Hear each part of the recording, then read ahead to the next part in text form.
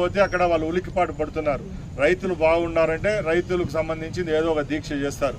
కార్మికులు ఏదైనా సమస్య వచ్చినప్పుడు దాని మీద పోరాడతారు.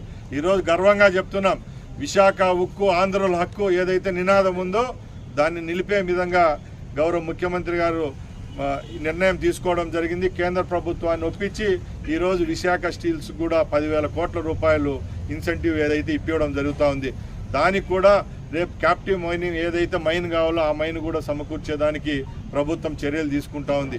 కేవలం ఆరోగ్య రంగమే కాదు, అన్ని రంగాల్లో రాష్ట్ర ప్రభుత్వం ముందుంది.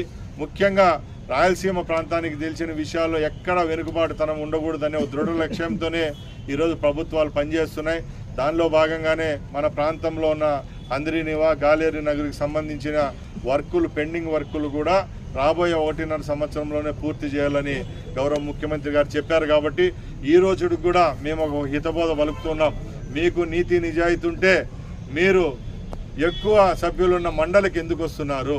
మీకు 11 మంది సభ్యులున్న ఎమ్మెల్యేలు మీతో జగన్మోహన్ రెడ్డి గారితో కలిపి కూడా ఎందుకు శాసనసభకు ఎందుకు రావడం లేదని అడుగుతున్నాం.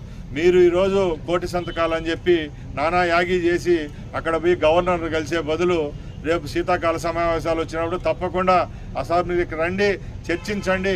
ఏదైనా మనకు ప్రజలు ఓట్లేసి 5 సంవత్సరాలు గెలిపించినప్పుడు మాట్లాడే హక్కు మనకు ఉంటుంది. కాబట్టి ఏదైనా అసెంబ్లీ సాక్షిగా తెలుసుకోవాలి తప్పక ఏదో మీ కింద ఉండే క్యాడర్ను ఉత్తేజపరిచేదానికో లేకపోతే మీ ఉనికి కాపాడుకునేదానికో ఇలాగా మందు బాటళ్ళు బిర్యానీలు ఇచ్చి కలెక్టర్ లైట్లను ముట్టడించడం భావ్యం కాదు. ఇప్పటికైనా జగన్మోహన్ రెడ్డి గారు తెలుసుకోవాలి.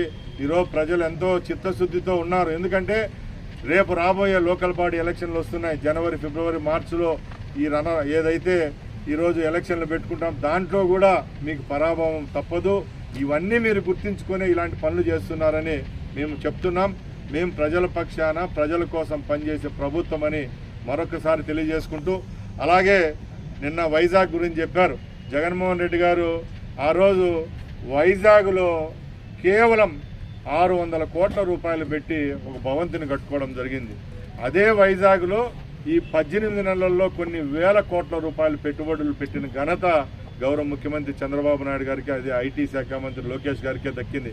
ఎందుకంటే ఎన్నో అత్యున్నతమైన కంపెనీలు కేవలం బెంగళూరే కాదు, హైదరాబాదే కాదు, పూణే కాదు, బాంబే కాదు, విశాఖపట్నం కూడా ఈ భారతదేశంలో మంచి నగరం అని దాన్ని గ్రహించారు. దానికంతా గౌరవ ముఖ్యమంత్రి గారి బ్రాండ్ ఇమేజే. కాబట్టి నిన్న కాగ్నిజెంట్ కంపెనీ నుంచి మొన్న గూగుల్ వరకు ఈ రాష్ట్రంలో పెట్టుబడులు పెడుతున్నాయని తెలియజేసుకుంటున్నాం.